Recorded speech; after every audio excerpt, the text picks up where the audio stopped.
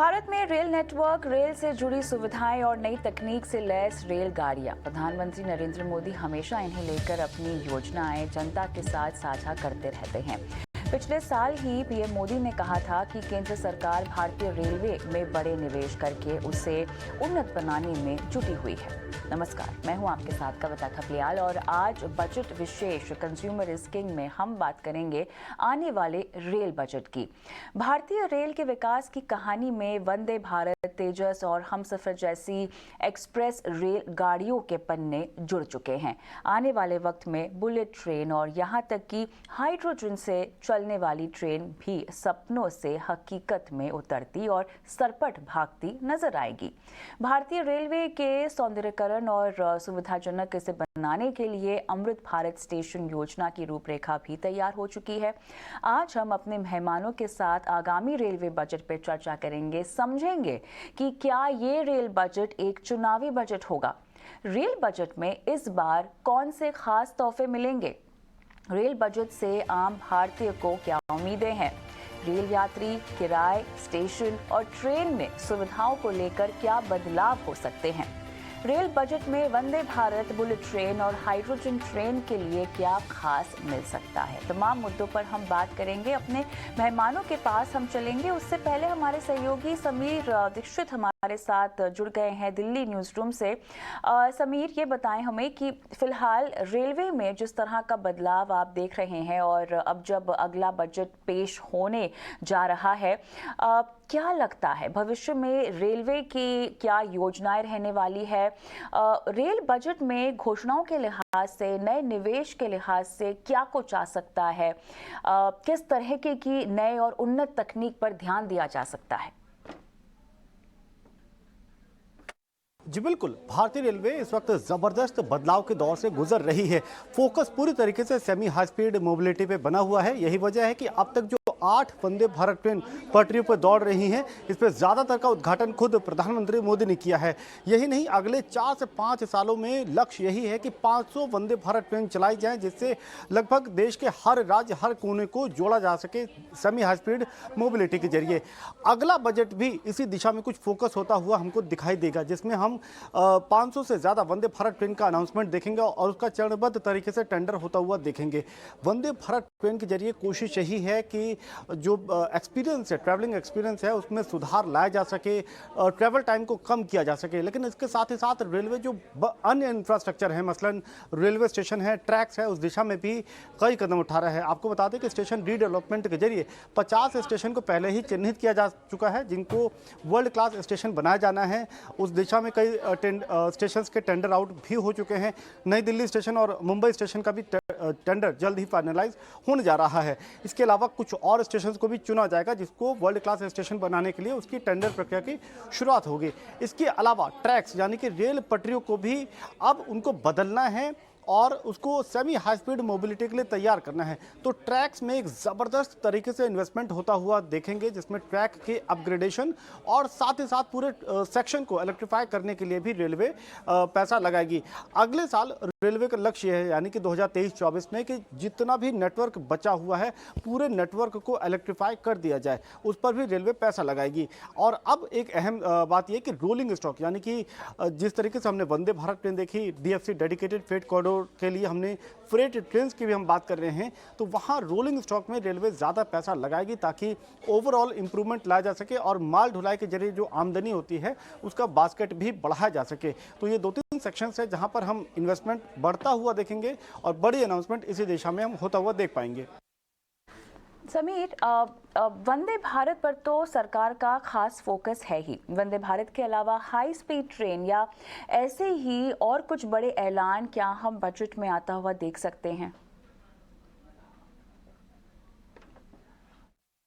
जी बिल्कुल, बजट में कुछ बड़े ऐलान होने की पूरी संभावना है, जिसमें सबसे पहला बड़ा ऐलान होगा वंदे भारत ट्रेन को लेकर के। ये बहुत संभावित है कि रेलवे 500 नई वंदे भारत ट्रेन का ऐलान किया जा सकता है, यानी कि हर साल 100 वंदे भारत ट्रेन को बनाना और उसको पटरी पर उतारना, ये एक बड़ा ऐलान हम होता हुआ देख सकते हैं। दूसरा ये है कि यहाँ पे टेक्नोलॉजिकल स्तर पर रेलवे बड़ा जंप लेना चाहती है, तो हाइड्रोजन फ्यूल बेस्ड ट्रेन का भी ट्रायल या यूँ कह लें कि एक पायलट प्रोजेक्ट की शुरुआत करना चाहेगी, उस दिशा में भी ऐलान होता हुआ देख सकते हैं।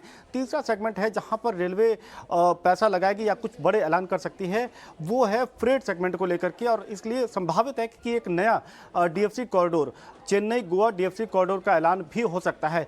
अभी जो दो कॉरिडोर हैं, EDFC eastern dedicated freight corridor और वेस्टर्न डेडिकेटेड फ्रेट कॉरिडोर, ये नियर टू कंप्लीशन है, लगभग पूरे होने जा रहे हैं। और अब रेलवे चेन्नई गोवा एक नए डीएफसी कॉरिडोर का ऐलान भी कर सकते हैं, जहां पर काम करके माल ढुलाई में वो इजाफा करना चाहेगी।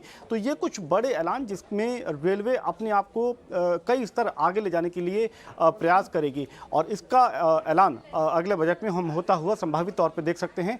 और सबसे बड़ी बात यह है कि जो इंफ्रास्ट्रक्चर स्पेंडिंग रहेगी रेलवे की, वो भी कई गुना ज़्यादा रह सकती है।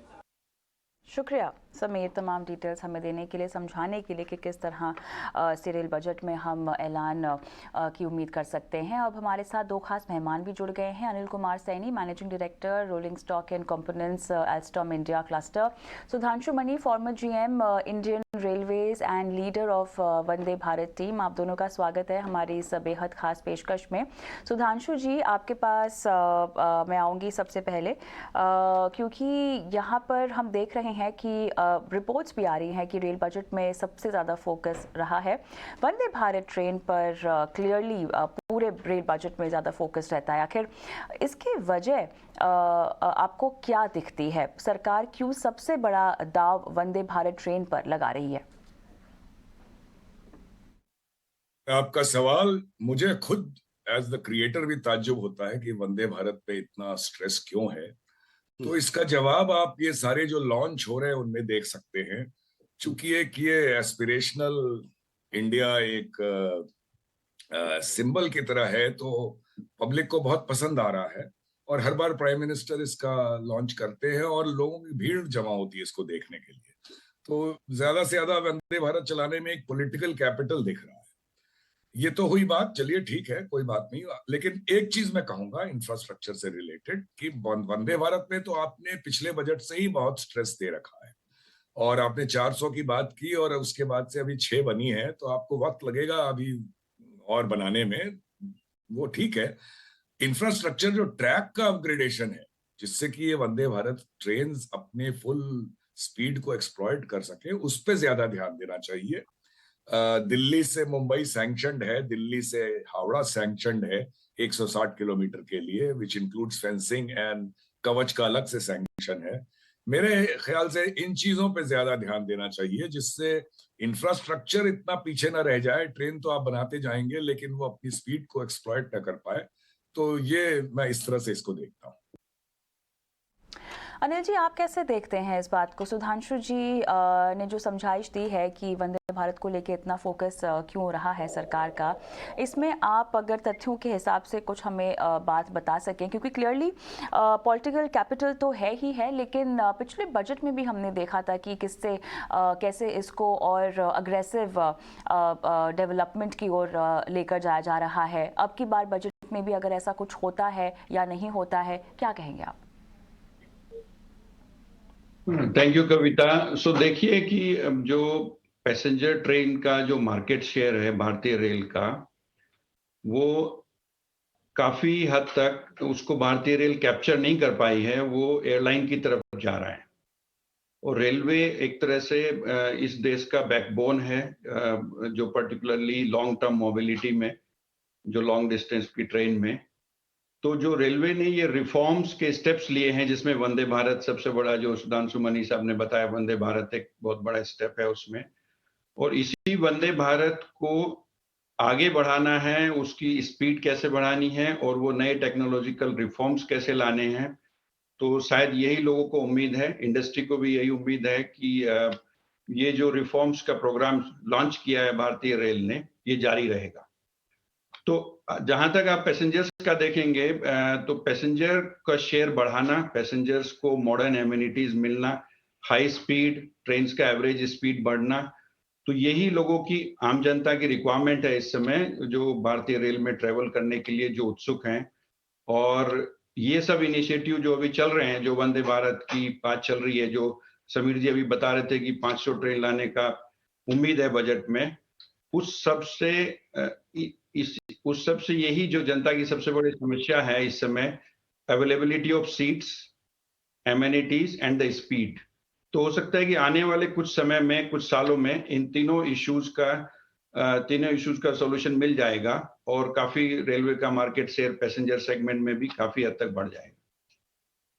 अनिल जी, क्या इतना काफ़ी होगा? क्योंकि यहाँ पर हम तमाम तरह की सुख सुविधाओं की भी बात कर रहे हैं, जैसा कि आपने खुद कहा कि इम्यूनिटीज़ पर यहाँ पर भी फोकस देना चाहिए। स्मार्ट स्टेशंस जो हैं वो लगाने की बात हमेशा बजट में की जाती है। इसको अब कहीं ना कहीं हमें हकीकत का रूप मिलता हुआ दिखना चाहिए। इस पर कितना फोकस रहना चाहिए? ओवरऑल डेवलपमेंट में जो तमाम बुनियादी सुविधाएँ हैं लोगों को, पैसेंजर्स को, उस पर कितना फोकस अब तक रहा है अनिल जी, एनालिसिस के मुताबिक आपकी, और अब की बार बजट में रहना चाहिए? नहीं, पिछले कई सालों से जो स्टेशन डेवलपमेंट है, आप देखेंगे कि इस देश में एयरपोर्ट्स में बहुत सुधार हुआ है, एयरपोर्ट्स में बहुत डेवलपमेंट हुआ है। उसी तरह से रेलवे स्टेशन में भी काफी ज्यादा डेवलपमेंट हुआ है। आज आप देखेंगे काफी रेलवे स्टेशन बिल्कुल एयरपोर्ट की तरह लगते हैं, बट रेलवे स्टेशन का नंबर बहुत ज्यादा है, कहीं कहीं बहुत ज्यादा, मतलब बहुत ज्यादा नंबर है कंपेयर टू एयरपोर्ट्स। तो ऑब्वियसली जो रेलवे स्टेशन का डेवलपमेंट का जो कार्यक्रम चल रहा है, जो भी कैपिटल बजट प्रोग्राम भारत सरकार का रेल मंत्रालय का है, वो ऑब्वियसली जारी रहेगा। So railway station development, modern rolling stock और द इंफ्रास्ट्रक्चर जिसमें ट्रैक आ जाता है, ये तीनों एक साथ ही लेके चलना पड़ेगा। सुधांशु जी, आपसे मुझे जानना है कि रेल से जुड़ी सुविधाओं की हम बात कर रहे हैं, यात्री सुविधाएं होगी, प्लेटफॉर्म जैसी सुविधाएं होंगी, कितना सुधार आप देखना चाहते हैं आगामी बजट में? मसलन सरकार यहाँ पे कह रही है कि वो रेलवे स्टेशन को स्मार्ट स्टेशन और एयरपोर्ट की तर्ज पर तैयार करेगी। इस कदम में कितनी सच्चाई दिखाई दे रही है और हकीकत का रूप लेते हुए ये कितना मुमकिन दिखाई दे रहा है? जी, तो एक तो टेक्निकल पॉइंट ऑफ व्यू से ट्रेनें ज्यादा चल सके, वो कवच एक बड़ी इंपॉर्टेंट जो इंडिजिनस डेवलपमेंट हुआ है, कवच ज्यादा से ज्यादा इंट्रोड्यूस हो जल्दी, इसकी कोशिश होनी चाहिए। और पैसेंजर एमेनिटीज के ख्याल से आपने बहुत अच्छा सवाल उठाया, ये इस पे ज्यादा फोकस जरूरी है। और हम लोग दो चार कोई स्टेशन बना के कहते हैं एयरपोर्ट लाइक टाइप स्टेशन बन गया है, वो मुझे वो बात समझ में नहीं आती, क्योंकि एयरपोर्ट पे आपको जाते समय 1.5 घंटा, लौटते समय आधा पौन घंटा बिताना रहता है। और स्टेशन तो ऐसा होना चाहिए कि पैसेंजर आए और 2-3 मिनट के अंदर ट्रेन पे चढ़े और रवाना हो जाए। तो स्टेशन को एयरपोर्ट जैसा बनाने का कोई मतलब नहीं है। स्टेशन ऐसा होना चाहिए कि फंक्शनली बहुत एफिशिएंट हो, एक पैसेंजर की एंट्री बड़ी इजी हो, जब वो उतरे तो कहाँ पे उसकी ट्रेन आनी है वो इन्फॉर्मेशन उसको बिना किसी से पूछे अपनी डिवाइस पे या नोटिस के जरिए मिल जाए, वो वहां पहुंचे और ट्रेनें राइट टाइम पे आए और वो चढ़े और चल दे। ये सबसे ज्यादा जरूरी है। अभी इन लोग ने स्टेशन अपग्रेडेशन के 50 मेजर स्टेशन और मेरे ख्याल से 1000 माइनर स्टेशन का ईपीसी के अंदर अनाउंसमेंट कर रखा है। तो ये ठीक बात है, इसको और स्ट्रेंथन करना चाहिए। लेकिन ये हाइप जो है कि स्टेशन हमने रेलवे स्टेशन एयरपोर्ट जैसा बना दिया, उससे दूर हटके पैसेंजर्स को बेसिक फैसिलिटीज एफिशिएंटली दी जाए, ये ज्यादा जरूरी मानता हूं मैं। और उसी के साथ ट्रेन के अंदर भी क्लीनलीनेस वगैरह में पहले से तो काफी सुधार हुआ है, आप भी मानेंगे। और इसको और ज्यादा इंप्रूव करने की जरूरत है, जिससे एक हाइजीनिक जर्नी पैसेंजर्स को मिल सके, स्टेशन पे भी और ट्रेन के अंदर में भी। तो अनिल जी, अब अगर हम इतने सुधारों की बात कर रहे हैं तो इसमें से बजटिंग बहुत ज़्यादा इम्पोर्टेंट हो जाती है। कितना बजट कहाँ अलॉट होना चाहिए, किस तरह से अलॉट होना चाहिए, क्या रूपरेखा आपको उकेरती हुई दिखाई दे रही है? कविता, आप अगर उसको इंडस्ट्री के पर्सपेक्टिव से देखें तो अभी जो भी रेल इंडस्ट्री है वो भारतीय रेल की तरफ इस समय बजट को बड़ी उत्सुकता से उसका इंतजार कर रहे हैं। और उस इंडस्ट्री की जो एक्सपेक्टेशन है उसमें हाई पावर लोकोमोटिव्स हैं, उसमें हाई स्पीड मॉडर्न ट्रेन हैं जिनको आप मॉडर्न वंदे भारत ट्रेन बोल सकते हो, जो फ्यूचरिस्टिक एक और may be one step further. उसके बाद हाइड्रोजन ट्रेन हैं, हाइड्रोजन ट्रेन का भी इस समय वो भी एक फ्यूचरिस्टिक टेक्नोलॉजी है। जिसकी बात चल रही है। फिर उसी तरह से वैगन्स हैं, मॉडर्न वैगन्स हैं जो फ्रेट कॉरिडोर में या आपके नॉर्मल कॉरिडोर में चलाए जा सकते हैं, लाइट वैगन्स हैं। तो इन सब की तरफ ही इंडस्ट्री इन सब इनिशिएटिव की तरफ देख रही है कि वो बजट से आने की उम्मीद है। और साथ ही साथ इस समय इंडस्ट्री अपना इंटरनल कैपेसिटी डेवलपमेंट कर रही है। अगर आप एल्स्टॉम की बात ले लें तो आज हमारी 6 फैक्ट्री हैं, 10,000 लोग हैं, 11,000 लोग हैं इंडिया में। उसी तरह से जो भी रेलवे इंडस्ट्री है उनका काफी बड़ा बेस है। तो उसमें कुछ टैक्स स्ट्रक्चर का रेशनलाइजेशन और पीएलआई स्कीम, इन सब की भी आवश्यकता है, क्योंकि उससे कि इंडस्ट्री एक एक्सपोर्ट ओरिएंटेड इंडस्ट्री बने, ना कि वो इंटरनल कंजम्पशन। ये भी एक बहुत बड़ा पॉइंट है। वो इंटरनल कंजम्पशन के साथ साथ हम लोग एक्सपोर्ट मार्केट को भी ध्यान में रखते हुए अगर बजट में कुछ आता है तो उसका बहुत वेलकम होगा।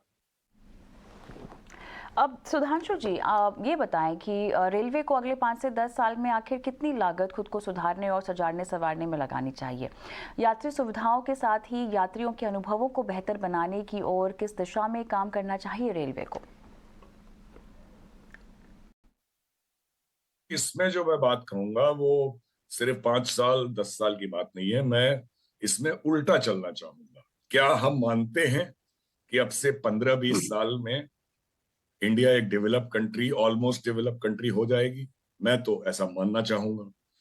5 ट्रिलियन 10 ट्रिलियन डॉलर की हम लोग बात कर रहे हैं। मैं ये मानूंगा कि 15 साल में हम एम बनाएं कि हम एक डेवलप कंट्री हो जाएंगे। और अगर हो जाएंगे तो क्या हम अभी जैसे कॉमन पैसेंजर्स को ले जाते हैं, मैं कहना नहीं चाहिए, जो कैटल क्लास कहते हैं, एकदम कैटल की तरह ही ले जाते हैं जनरल डिब्बों में, तो क्या एक डेवलप कंट्री में ये नजारा देखने को मिलता है? तो हमें वो एड्रेस करना जरूरी है। तो मैं ये मानता हूं कि रेलवे की सोशल ऑब्लिगेशन है और कॉमन आदमी को कंफर्ट में जहां तक हो सके एयर कंडीशन, और 1-2 रूट पे एयर कंडीशन भी नहीं हो तो non air condition migrant labourers के लिए ट्रेन हो जिसमें सबको सीट मिले, बर्थ मिले या सीट मिले, खड़े होकर कोई ना चले। ये एम करना होगा। और इसके लिए नॉन एसी कोचेस का मैन्युफैक्चर बंद हो जाना चाहिए। ये पहले ही कहना कि ये तो हो नहीं पाएगा, इससे नहीं होगा, ये मान के चलना है कि ये हमें करना है। और फिर आप देखिए कि हमारे कुछ एसी सेकंड एसी फर्स्ट के कुछ ऐसे क्लासेस हैं जहां पे हम लिटिल बिट, थोड़ा ही सही, लेकिन पैसेंजर्स को सब्सिडाइज कर रहे हैं। मतलब जितना उसमें खर्चा है पूरा नहीं निकालते हैं। तो एसी 3 और एसी चेयर कार, ये 2 से ही हमें आमदनी होती है। तो ऐसा क्यों? हम एसी सेकंड और एसी फर्स्ट के पैसेंजर्स को बेटर कंफर्ट जरूर दें, इंप्रूव्ड एमिनिटीज दें, लेकिन उनको सब्सिडाइज करने की जरूरत मुझे नहीं दिखती। वहां से आप ज्यादा कमाइए और कॉमन मैन को बेटर फैसिलिटी दीजिए। मैं प्राइमरीली रेलवे का ये नक्शा देखना चाहता हूं 15 साल में कि ये, और तब ये ट्रूली एक डेवलप कंट्री के हिसाब से हमारी रेलवे कहलाएगी। सुधांशु जी, आपसे यात्री किराए को लेकर सवाल पूछना चाहूंगी। आपने एक तरह से कहें तो वंदे भारत ट्रेन की शुरुआत की है, उसका खाका आपने तैयार किया, लेकिन अगर देखें तो वंदे भारत ट्रेन में पहले से चल रही प्रीमियम ट्रेन के मुकाबले कोई जमीन आसमान का अंतर नहीं है। बावजूद इसके वंदे भारत का जो किराया है 15 से 20% ज्यादा आखिर क्यों रखा गया है? आप इसे कितना वाजिब बताएंगे? तो आप वंदे भारत का देखिए जो किराया बढ़ाया गया है, पर आप ये भी देखिए कि वो फुली ऑक्यूपाइड चल रही है ज्यादातर। जी। लेटेस्ट डेटा तो मैंने नहीं देखा, लेकिन जो जैसा ट्रेंड मैं देख रहा था कि वो बहुत अच्छे ऑक्यूपेशन के साथ चल रही है। इसका मतलब पब्लिक है जो इन एमिनिटीज के लिए में ज्यादा वैल्यू देख के और पेमेंट करने को सक्षम है, तो उनसे जरूर लेना चाहिए पैसा। क्योंकि ये कॉमन मैन नहीं कहूंगा मैं इनको, ये थोड़ा मिडिल क्लास या अपर मिडिल क्लास के लोग हैं या उससे ऊपर। तो ये मुझे इसमें कोई गलत नहीं मानता, ये फेयर जो ज्यादा है। मेरा फोकस उल्टा है कि यहां से कमा के आप जो कॉमन मैन को जिस तरह ले जाते हैं उसको इंप्रूव करिए इस कमाई से। तो ये एक डेवलप कंट्री की निशानी होगी। मैं देखना चाहूंगा कि हर आदमी कम से कम बैठ के ट्रैवल करे, और हम लोग जिस तरह भी ले जाते हैं वैसे नहीं। तो to answer your question, I fully agree कि ये जो वंदे भारत की फैसिलिटीज हैं, इनको हायर फेयर अगर रेलवे चार्ज कर रही है तो मेरे हिसाब से ये ठीक है। इसी पर एक क्विक टेक मुझे अनिल जी से भी लेना है, उसके बाद आखिरी सवाल सुधांशु जी से भी। अनिल जी, आप क्या कहेंगे? नहीं, मैं सुधांशु मनी साहब से सहमत हूँ, क्योंकि जो एक डिफरेंशियल प्राइसिंग है और जो क्रॉस सब्सिडाइजेशन कॉन्सेप्ट है वो आई थिंक जारी रहना चाहिए। वंदे भारत ट्रेन में आपको प्रीमियर फैसिलिटीज मिल रही हैं, तो उसका जो चार्जेस है वो प्रीमियर होना चाहिए, और उस चार्जेस को हम लोग कलेक्ट करके कैसे एक साधारण जो पैसेंजर है उसकी लाइफ को कैसे इंप्रूव कर सकते हैं, आई थिंक वो बहुत अच्छा आइडिया है। उससे एक ओवरऑल डेवलपमेंट जो रेल मोबिलिटी में आएगा वो एक अच्छा एग्जाम्पल होगा, और वो ऑब्वियसली हमको एक डेवलप नेशन की तरफ लेकर जाएगा। चलिए सुधांशु जी, आखिरी सवाल आपसे। करीब 500 वंदे भारत एक्सप्रेस ट्रेनों की घोषणा की उम्मीद बजट में की जा रही है, यानी हर साल करीब 100 वंदे भारत ट्रेन बनाना और उन्हें कमीशन करना। इसके साथ ही हाइड्रोजन रेल का हल्ला भी बहुत है, लेकिन अब तक तो हम बुलेट ट्रेन भी नहीं चला सके हैं। क्या आपको लगता है कि हम विकसित देशों की बराबरी कर सकते हैं रेल नेटवर्क को सुचारू तरीके से चलाने में, और अपने देशवासियों को अंतर्राष्ट्रीय अनुभव दे सकते हैं? क्या हम इसमें सक्षम हैं? देखिए, ये जो हाई स्पीड ट्रेन है ये हमारे यहाँ लेट आ रही है, पहले आनी चाहिए। हम लोग डिबेट करते रहते हैं, और ये गवर्नमेंट आई तो इसको एक रूप दिया गया। लेकिन इसके साथ ही ये हाई स्पीड ट्रेन आज की डेट में मोरक्को में आ गई है, वियतनाम में शायद आने वाली है, मलेशिया, बहुत सी छोटी कई कंट्रीज में आ रही है। तो इसमें हम एक सस्ता लोन लेके आए और हाई स्पीड ट्रेन चला दी, इसमें सारा क्रेडिट नहीं है। वो तो होना ही चाहिए था। क्रेडिट इसमें है कि अगली बार जो हाई स्पीड ट्रेन का प्रोजेक्ट हम लें उसमें उसकी जो ट्रेन और उसकी और भी जो इंफ्रास्ट्रक्चर रिलेटेड पहलू हैं उसमें से ज्यादा हिंदुस्तानी हाथ होना चाहिए। तो ये शायद अभी नहीं हो पा रहा है इस प्रोजेक्ट में। इसके बारे में मैं लिखता रहता हूँ। ये जरूरी है कि इसको प्योरली एक विदेशी टेक्नोलॉजी और हम यहाँ स्क्रू ड्राइवर टेक्नोलॉजी पे चलें, ये ठीक नहीं है। और हाई स्पीड ट्रेन का तो मैं पक्षधर हूँ, क्योंकि ये कुछ रूट्स में डायरेक्टली एयर ट्रैवल से compete करेगा और बेटर सर्विस देगा, लेकिन इसमें एक हिंदुस्तानी इनपुट, इंडिजिनस इनपुट ज्यादा चाहिए। हाइड्रोजन ट्रेन का लॉजिक मेरी बहुत समझ में नहीं आया। देखिए, आप प्राइमरी रिसर्च करके अगर एक हाइड्रोजन ट्रेन बनाने के में सक्षम है तो बहुत अच्छा, दुनिया में उसको बेचिए आप। पर आप तो एक विदेशी कंपनी के साथ टेक्नोलॉजी ला के बना रहे हैं। ये जो पहला ऑर्डर हुआ है वो कनाडा की कंपनी को ऑर्डर हुआ है, आगे किस पे ऑर्डर होगा पता नहीं। और हमारे यहाँ अपने यहाँ नॉन इलेक्ट्रिफाइड ट्रैक बचेंगे नहीं। तो अगर आप अपने लिए नहीं बना रहे हो तो किसके लिए बना रहे हो? चलिए, टूरिस्ट ट्रैफिक जहां पे है वहां पे आप बनाना चाहते हो, वो चलिए उसका एक लॉजिक समझ में आता है कि उन लाइंस पे हाइड्रोजन ट्रेन आप चलाइए। लेकिन मुझे ब्रॉड गेज में जो कि पूरा इलेक्ट्रीफाई हो जाएगा उसमें हाइड्रोजन ट्रेन का बहुत फ्यूचर मुझे इसलिए नहीं दिखता कि आप देखिए जहां अभी कमर्शियली चल रही है सिर्फ जर्मनी में 14 ट्रेन चल रही है, और वो पूरा नॉन इलेक्ट्रीफाइड एरिया है, वो इलेक्ट्रीफाइड नहीं है। तो ये पॉलिसी फोकस होना चाहिए कि भाई आप इलेक्ट्रीफाइड ट्रैक पे हाइड्रोजन ट्रेन डेवलप करें, उसका कोई मतलब मुझे समझ में नहीं आता। और अगर आप लिमिटेड टूरिस्ट एरियाज के लिए करना चाहते हैं तो ठीक है, एनवायरनमेंट के लिहाज से शायद ये थोड़ा बेटर हो, लेकिन बहुत ज्यादा फ्यूचर इंडिया में मैं इसका नहीं देखता, अनलेस ये कोई इंडिजिनस टेक्नोलॉजी हम डेवलप करके दुनिया को बेचें।